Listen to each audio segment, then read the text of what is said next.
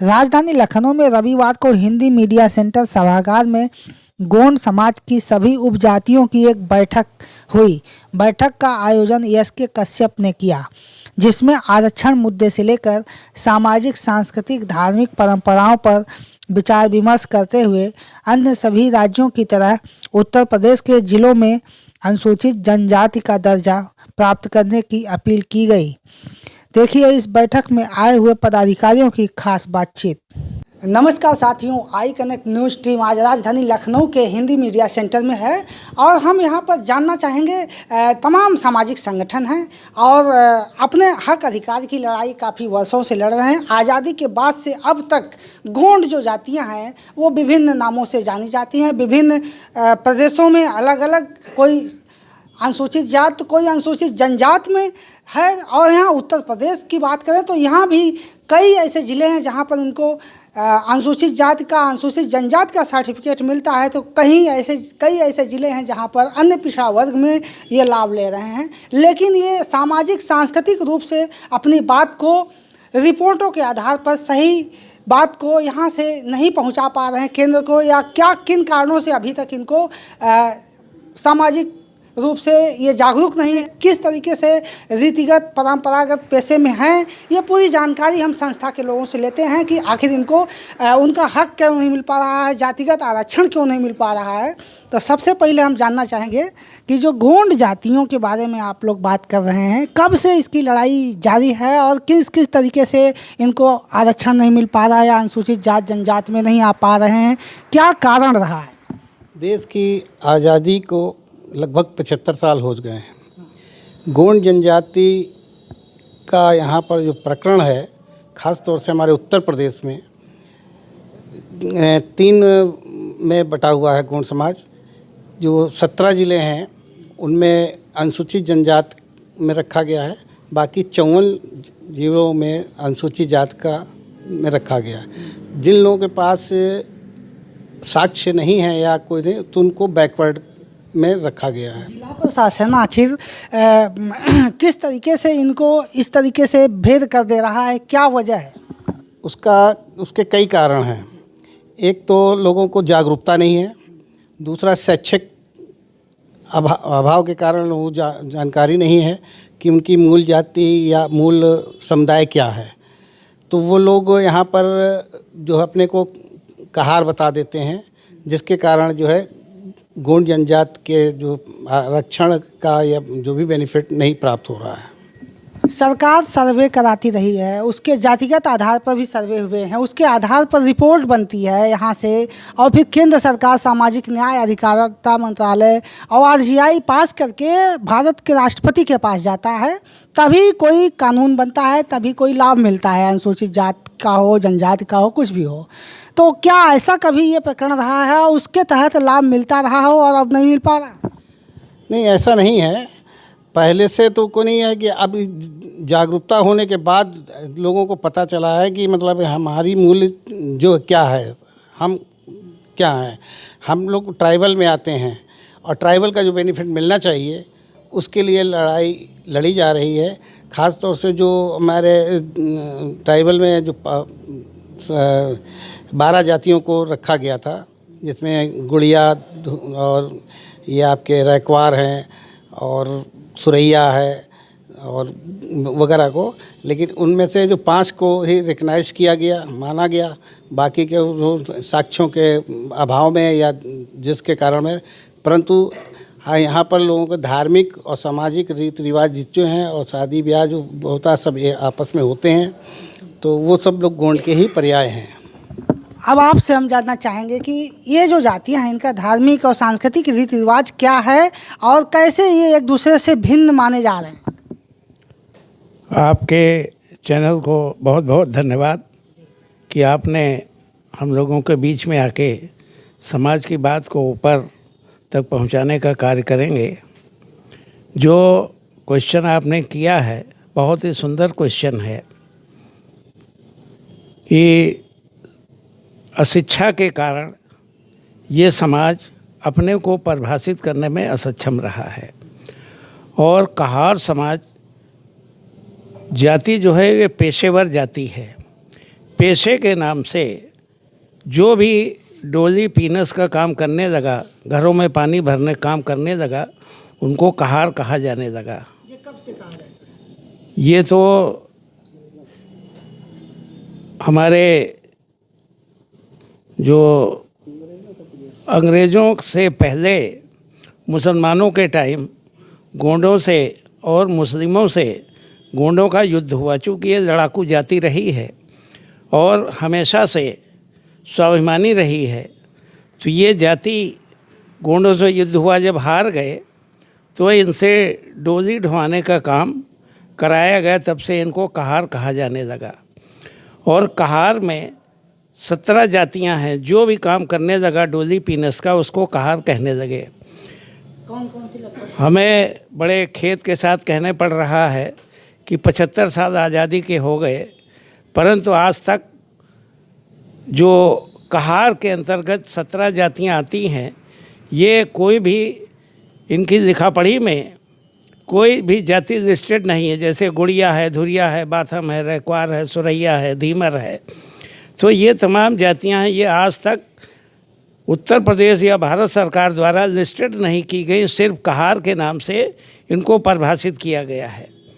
जबकि इनके आपस में हम लोग ट्राइब्स हैं, ट्राइबल्स में जो ट्राइब्स के नियम हैं उस तरह से हम लोग शादी विवाह रीति रिवाज जो हमारे हैं वो ट्राइबल्स हैं। लेकिन अब सब समाज में रहते हुए तमाम जगह कुछ बदलाव आ गए हैं। इस मीटिंग का क्या उद्देश्य रहा और क्या आगे की योजना है? इस मीटिंग का उद्देश्य ये है कि एक गोंड समाज का एक प्रतिनिधिमंडल माननीय मुख्यमंत्री जी से मिला था और उनको अपना ज्ञापन दिया था। मुख्यमंत्री जी ने कहा था कि इसमें समाज कल्याण विभाग के प्रमुख सचिव से कि एक प्रस्ताव इनका तैयार करके भारत सरकार को भेज दिया जाए। प्रमुख सचिव समाज कल्याण साहब ने गोंड समाज के प्रतिनिधियों के साथ सामाजिक न्याय और शोध एवं प्रशिक्षण संस्थान के निदेशक की एक बैठक बुलाकर प्रस्ताव तैयार करके भारत सरकार को भेजवाने के लिए कहा था। लेकिन भागीदारी भवन से वो प्रस्ताव न तैयार करके 9 जिलों का सर्वे किया गया गोंड समुदाय के लोगों का। किसने कराया? ये निदेशक उत्तर प्रदेश अनुसूचित जाति अनुसूचित जनजाति शोध एवं प्रशिक्षण संस्थान ने 2018 में एक सर्वे कराया है। जी, क्या रिपोर्ट आई उस सर्वे रिपोर्ट में? उसमें 2 बातें उन्होंने क्लियर किया कि जो उत्तर प्रदेश के गोंड हैं, अगर उनकी तुलना हम मध्य प्रदेश के गोंडों से करते हैं तो वो खरे नहीं उतरते हैं। और दूसरी चीज़ ये कह रहे हैं कि गोंड जनजाति के लिए जो निर्धारित जनजाति का पैमाना है उसको उत्तर प्रदेश के गोंड पूरा नहीं करते हैं। तीसरी बात यह है कि जब सर्वे टीम गई थी इनके यहाँ तो ये कोई भी साक्ष्य टीम को नहीं दिए हैं। ये गलत कहना है उनका। उन्होंने आख्या में गलत उल्लेख किया है। जब वो टीम गई थी तो लोगों ने अपने परिवार रजिस्टर, विद्यालय की टीसी, भू राजस्व अभिलेख दिया था। जो उनके पूजा पद्धति की व्यवस्था है, जहाँ बड़ा देव की पूजा करते हैं, जहाँ पर देवखुर होती है, अपना देवखुर दिखाए हैं लोग, बड़ा देव की पूजा की व्यवस्था दिखाए हैं। कैसे वो भरसाएँ जलाते हैं, दाना भूजते हैं, उनके भरसाएँ कैसे बने हुए उसको दिखाए हैं। शादी विवाह में हुड़का जोड़ी का नृत्य जो होता है, कैसे वो नाच करते हैं, कैसे बाजा बजाते हैं, कैसे अपने देवता की पूजा करते हैं, वो सब दिखाए हैं। जो भी ट्राइबल विशेषता इनके अंतर्गत है, सब चीज़ को उन्होंने भागीदारी भवन की टीम को दिखाया है। लेकिन भागीदारी भवन ने जो आख्या भेजी है उसमें इन चीज़ों का उल्लेख नहीं किया है। अब आप इस संगठन के माध्यम से, इस मीटिंग के माध्यम से क्या करना चाहेंगे कि आपकी ये समस्या दूर हो? अब हम अपने संगठन के बुद्धिजीवियों को बुलाए हैं कि बैठ करके जो कमियां इन्होंने दिखाई हैं उसको उजागर करके हम माननीय मुख्यमंत्री जी को बतावें और फिर से सर्वे करा के हम अपना नया प्रस्ताव भारत सरकार को भिजवाएं, जिससे गौड़ जाति को पूरे उत्तर प्रदेश में उपजातियों सहित अनुसूचित जनजाति में घोषित किया जा सके। तो हमारे बीच में और भी समाजसेवी लोग हैं, हम जानना चाहेंगे सर आपसे क्या कहना चाहेंगे आज इस मीटिंग के माध्यम से अपनी बात। जो हमारे सीनियर जो बताए हैं उसको लागू कराने के लिए सब जन अभियान की तैयारी की जाएगी और उसको प्रस्ताव आने पर सब जो शासन और मुख्यमंत्री महोदय के माध्यम से भेजा जाएगा। जी सर, आप सर क्या कहना चाहेंगे? ये जो सरकार है, जो अनुसूचित जाति की जो पुरानी जातियां हैं, इन सब के दबाव में इन लोगों को लाभ नहीं देना चाहती और उसका कारण है संख्या बल।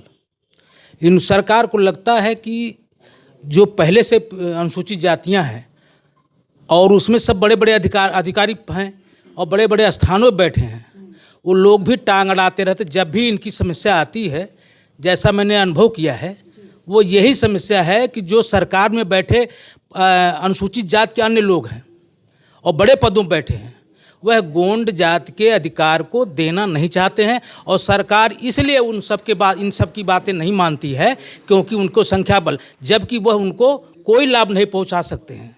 इसके बाद भी वो इनकी बात सुनने के लिए तैयार नहीं है, डरते हैं। जैसे अभी एक कानून आया था, सुप्रीम कोर्ट ने निश्चित निर्णय किया कि अगर कोई अनुसूचित जाति का व्यक्ति पीड़ित होकर के थाने में रिपोर्ट लिखाने जाता है तो उसकी जांच के बिना रिपोर्ट न लिखी जाए।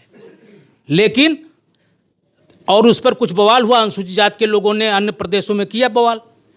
घबरा करके केंद्र सरकार ने उसका उल्टा किया, एक कानून पास कर दिया, उसके मतलब सुप्रीम कोर्ट के खिलाफ कानून लाया, जबकि नियम यह भी था कि 50% से अधिक आरक्षण नहीं हो सकता है। इसके बाद भी सवर्णों के लिए 10% लागू किया। क्यों? संख्या बल का प्रभाव हुआ। 3 प्रदेशों में जब इनकी सरकार चली गई तो इनकी आंखें खुली उल्टी। हम हरिनारायण गौंड, अखिल भारतीय गौंड महासभा के राष्ट्रीय प्रधानमंत्री और राष्ट्रपति पुरस्कार से सम्मानित शिक्षक हैं और सेवानिवृत्त शिक्षक हैं। समाज में जागरूकता लाने के लिए और समाज की जो समस्या है गौंड जाति की, जो उत्तर प्रदेश सरकार से शासनादेश जारी होता है लेकिन तहसील स्तर पर उस शासनादेश का अनुपालन नहीं होता है। गौंड और उसी उपजातियों को जाति प्रमाण पत्र जारी नहीं किया जाता है। ये शासनादेश का घोर उल्लंघन है और क्या नाम है, इन जातियों का उत्पीड़न किया जा रहा है।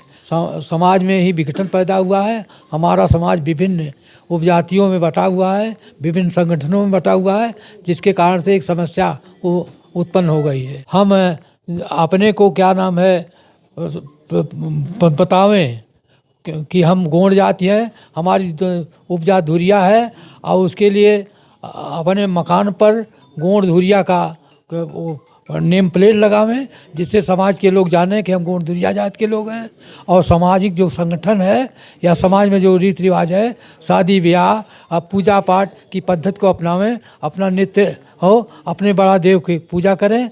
हमारे बड़े देव हैं जय बड़ा देव, उनकी हमारे यहाँ स्थापना भी हुई है। उसके अनुसार रीति रिवाज से बच्चों का शादी ब्याह भी होता है और उसी के अनुसार पूजा पाठ भी होता है। निश्चित रूप से कोई भी समाज हो, उसका एक सामाजिक, सांस्कृतिक, धार्मिक रीति रिवाज होता है, उसको निभाना चाहिए और वही एक अच्छी पहचान है समाज की। और जब सर्वे होता है तो सर्वे में ये सारी बातें उल्लेख होती हैं और कहीं न कहीं लोग जागरूक नहीं हैं, इसकी वजह से लोग अपना सामाजिक आरक्षण का लाभ नहीं ले पा रहे हैं। तो आज हमने गोंड समाज के जो आज इस मीटिंग में और मीटिंग में जो हमारे वरिष्ठ नागरिक थे गोंड समाज के, धुरिया समाज के, कश्यप समाज के लोगों से जानकारी हुई कि ये समाज कैसे आज़ादी के बाद से अब तक पिछड़ा हुआ है, कैसे उसका सामाजिक राजनीतिक अधिकार नहीं मिल पा रहा है, उसको आरक्षण नहीं मिल पा रहा है। इन सारी बातों पर आज गहन चर्चा हुई और हमने भी लोगों से जाना, ये सर्वे कराकर अपना एक सामाजिक राजनीतिक अधिकार पाने के लिए एक रिपोर्ट राज्य सरकार से लेकर केंद्र सरकार को भेजेंगे, तभी इनका सामाजिक राजनीतिक अधिकार मिल सकेगा और ये अनुसूचित जात, अनुसूचित जनजात का लाभ उत्तर प्रदेश में पा सकेंगे। आज कनेक्ट न्यूज़ के लिए लखनऊ से मैं सुभाष निषाद।